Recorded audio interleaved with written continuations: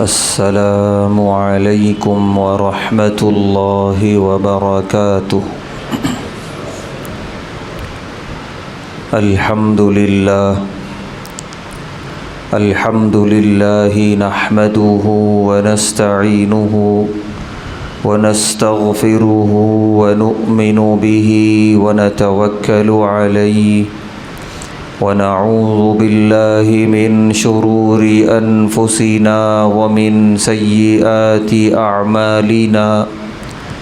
من يهده اللہ فلا مضل له ومن يضلله فلا هادی له ونشهد ان لا الہ الا اللہ وحدہ لا شریک له ونشهد أن سيدنا ونبينا وحبيبنا ومولانا محمدا عبده ورسوله أما بعد، قال الله تبارك وتعالى في القرآن الكريم: أعوذ بالله من الشيطان الرجيم، بسم الله الرحمن الرحيم، يا أيها الذين آمنوا اتقوا الله حق تقاته ولا تموتن إلا وأنتم مسلمون، صدق اللہ العظیم۔ ہر طرح کی تعریف اور حمد و ثنا اللہ بزرگ و برتر کے لائق ہے، جس کا کوئی شریک نہیں، جس کا کوئی ساجھی اور ہمسر نہیں، جو ہمیشہ سے ہے اور ہمیشہ رہے گا۔ بے شمار درود و سلام نازل ہوں اللہ کے آخری پیغمبر جناب محمد الرسول اللہ صلی اللہ علیہ وسلم پر، اور آپ کے تمام اصحاب اور اہل بیت پر۔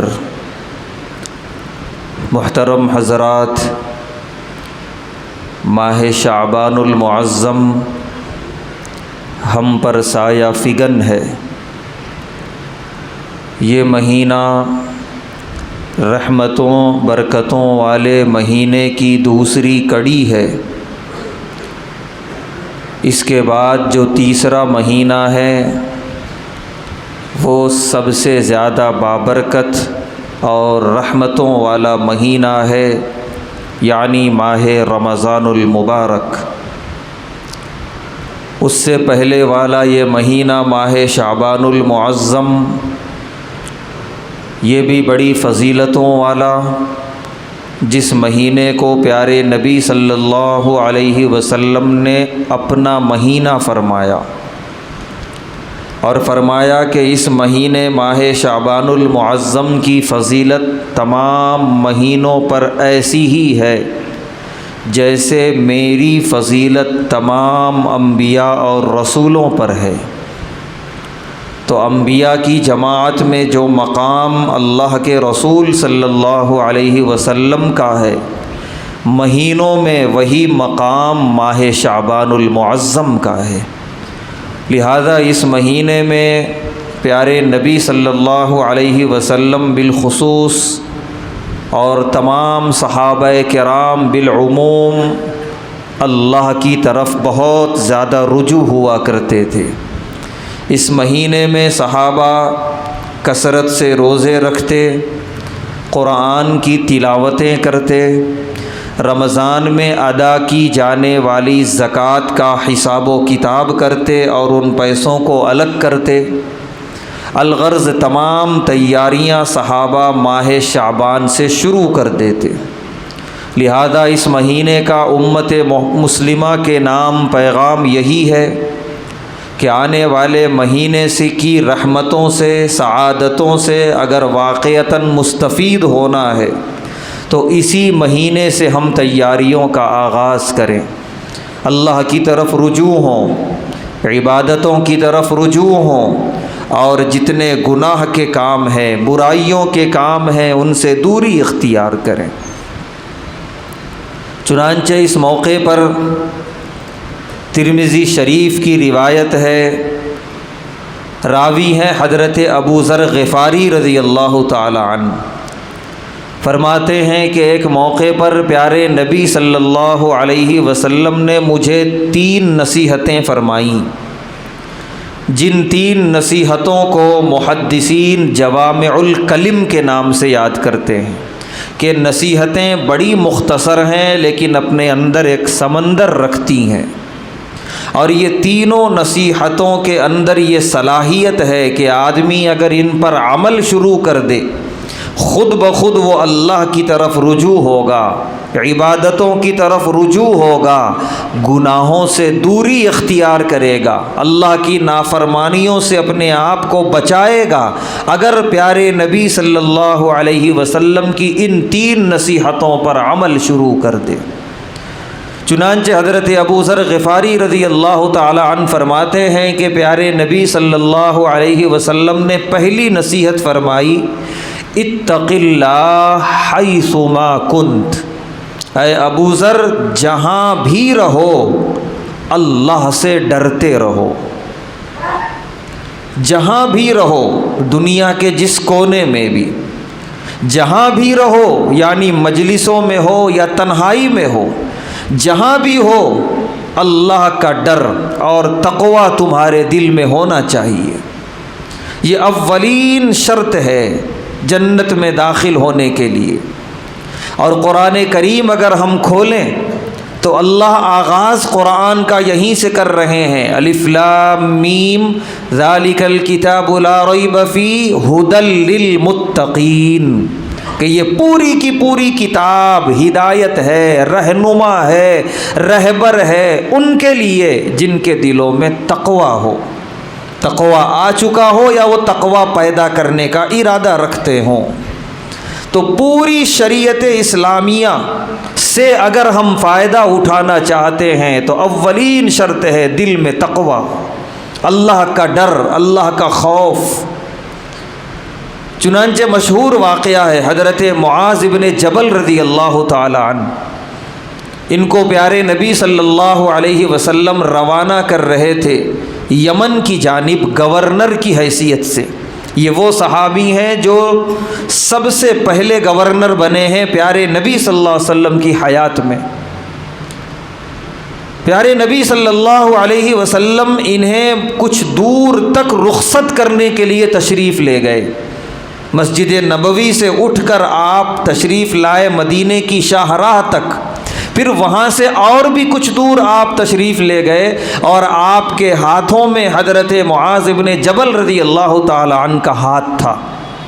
کئی نصیحتیں فرمائی ہیں، یہاں تک کہ جب بالکل رخصتی کا وقت ہوا اور حضرت معاذ بن جبل رضی اللہ تعالی عنہ اپنی سواری پہ بیٹھ گئے، اس موقع پہ پیارے نبی صلی اللہ علیہ وسلم نے ارشاد فرمایا کہ اے معاذ، آئندہ جب تم مدینے آؤ تو شاید تمہاری مجھ سے ملاقات نہ ہو اور تمہیں میری قبر پہ آنا پڑے۔ تو ایک صحابی رسول کے لیے کیا یہ معمولی جملہ تھا؟ چنانچہ وہ سواری سے کود کے نیچے آئے اور پیارے نبی صلی اللہ علیہ وسلم سے لپٹ کے رونے لگے،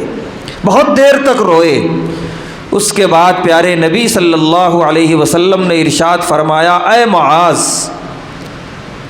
تمہاری مجھ سے قربت ہے اور یہ قربت تم باقی رکھنا چاہتے ہو، تبھی تو جدائی کی برداشت نہیں ہو رہی ہے۔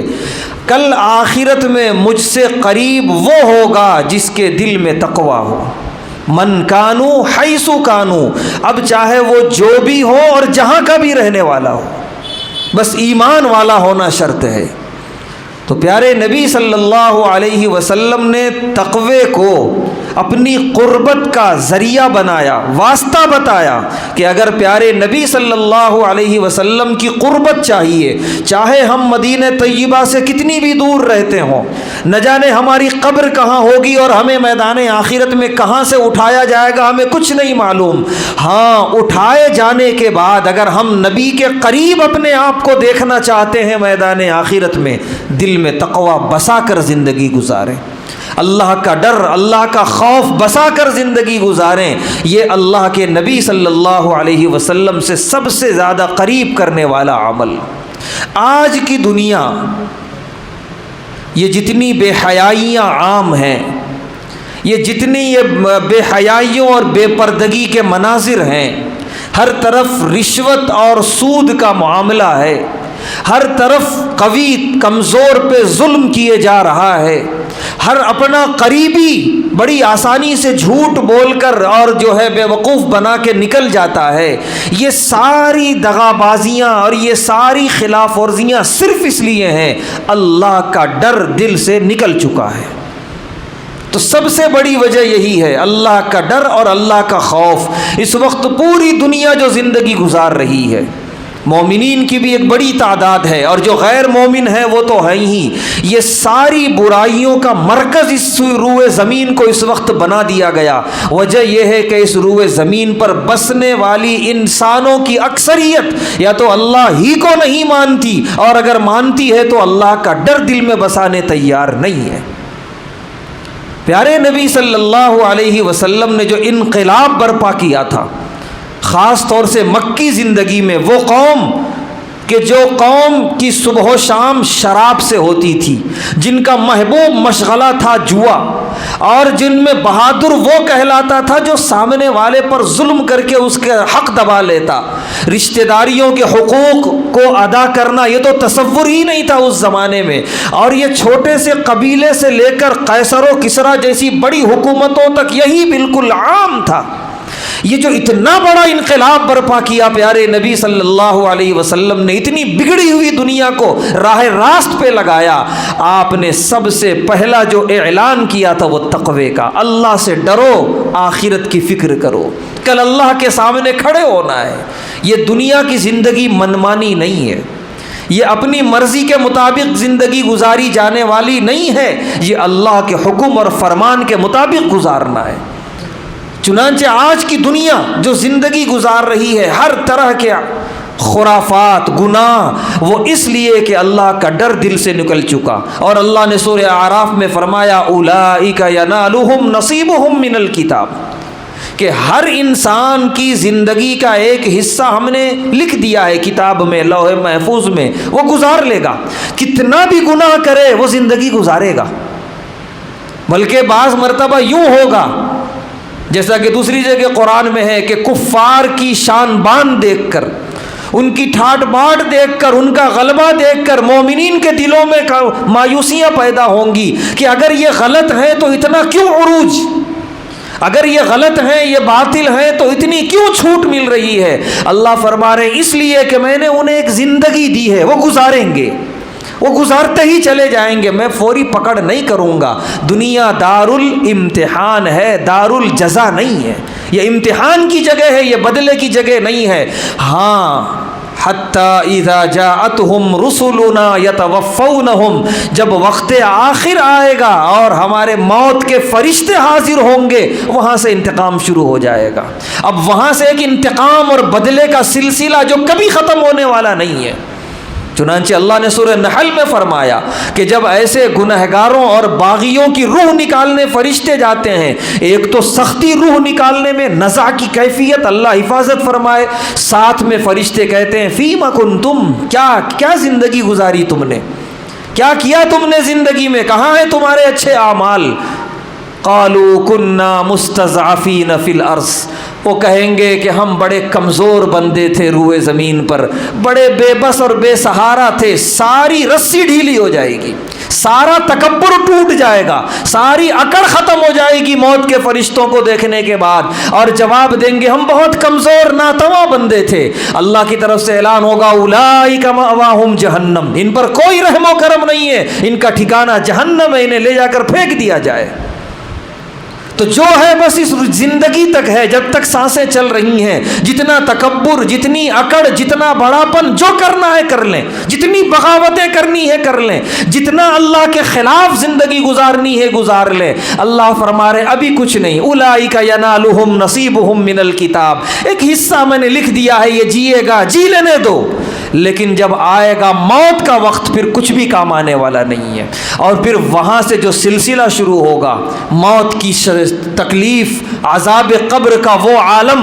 کہ پیارے نبی صلی اللہ علیہ وسلم نے فرمایا کہ عذاب قبر بتا دوں، تم مردوں کو دفنانا چھوڑ دو، پھر اس کے بعد آخرت کے دن کا عذاب، پھر اس کے بعد کبھی نہ ختم ہونے والا جہنم کا عذاب، اللہ ہم سب کی حفاظت فرمائے۔ اور یہ سب اس لیے کہ دل اللہ کے ڈر سے خالی ہے، اللہ کے تقوی سے خالی ہیں۔ تو اس لیے پہلی نصیحت پیارے نبی صلی اللہ علیہ وسلم نے فرمائی، اللہ کا ڈر دل میں ہو۔ اللہ کا ڈر دل میں ہوگا وہ نمازیں پڑھے گا، اللہ کا ڈر دل میں ہوگا وہ ظلم نہیں کرے گا، اللہ کا خوف ہوگا وہ رشوت نہیں لے گا، وہ کوئی حرام کی آمدنی نہیں کمائے گا، اللہ کا خوف ہوگا وہ رشتہ داروں کے حقوق ادا کرے گا۔ یعنی ساری زندگی بالکل اوقات میں ہوگی اگر اللہ کا ڈر آ گیا۔ دوسری نصیحت پیارے نبی صلی اللہ علیہ وسلم نے فرمائی، وَاتَّبِعِ السَّيِّئَةَ الْحَسَنَةَ، جب بھی کوئی برائی، کوئی گناہ ہو گیا فوراً نیکی کرو۔ ان الحسنات یذہبن السیئات، نیکیاں برائیوں کو مٹا دیتی ہیں، ختم کر دیتی ہیں۔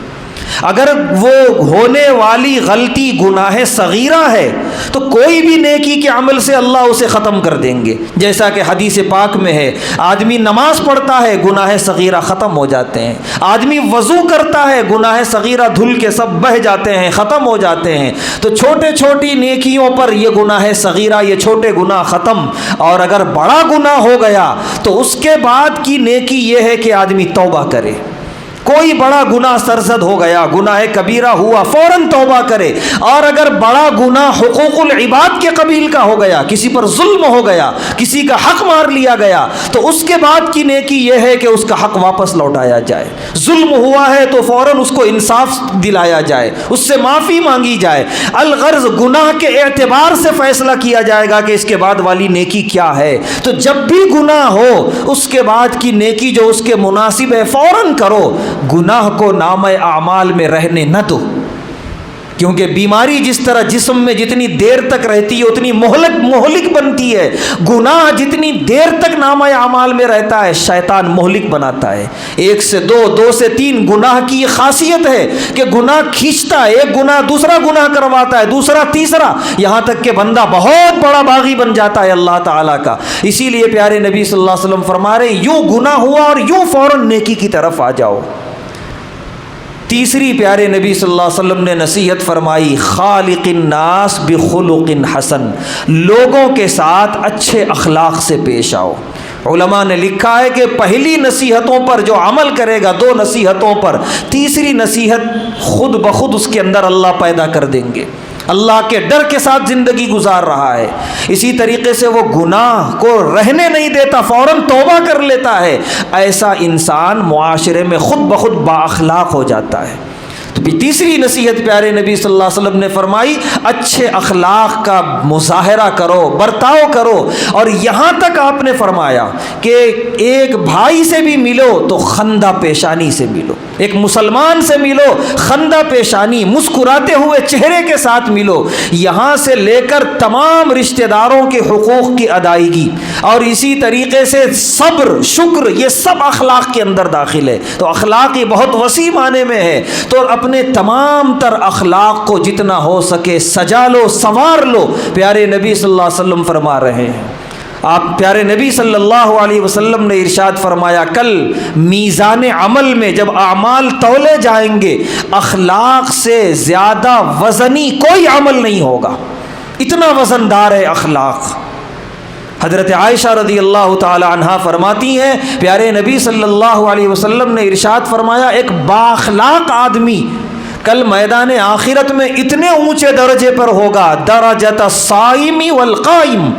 کہ ایک آدمی دن میں روزہ رکھتا تھا، رات میں نمازیں پڑھتا تھا، وہ جس درجے پر ہوگا ایک با اخلاق آدمی وہاں تک پہنچا ہوا ہوگا، جبکہ نہ اس کے دن میں روزے ہیں نہ رات میں عبادتیں ہیں، بس وہ فرائض اور 5 وقتہ نمازیں پڑھتا تھا، لیکن وہ باہر کی زندگی میں، عام انسانوں اور معاشرتی کی زندگی میں وہ لوگوں کے ساتھ اچھے اخلاق سے پیش آتا تھا، اس کی زبان میں نرمی۔ پیارے نبی صلی اللہ علیہ وسلم نے ارشاد فرمایا، 2 چیزیں ہیں، 2 صفتیں ہیں، کثرت سے لوگوں کو جنت میں لے جائیں گی، ایک تقوی اور دوسرا ہے اخلاق حسنہ۔